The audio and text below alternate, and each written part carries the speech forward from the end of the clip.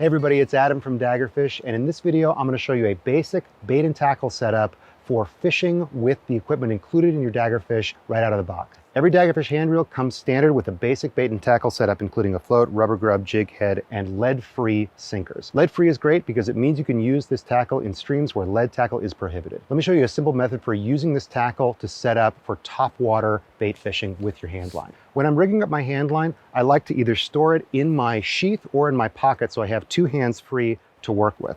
So I'm going to pop this right in here. I've got my basic tackle set up ready to go here, and this is new out of the box, so I'm going to peel a little bit of line off the top of the hand reel, snip it with a pair of our mitten scissors, and then we'll be ready to start rigging this up. The first thing I'm going to do here is I'm going to take our rubber grub and feed it onto the end of our hook. We're using Trout Magnet's lead-free jig head here. I'm just kind of feeding this all the way down that central channel so it comes out the middle of these two little tail spikes at the end of that grub there. Then I'm going to take the end of our line, feed it through the eyelet of our hook here, and tie it off. You can use any standard fishing knot that you prefer. I prefer either an improved clinch knot or a Palomar knot. In this case, I'm just going to tie a quick clinch knot and tighten it up on the end of our hook. Once again, I'll use our mitten scissors here to cut this tag end off.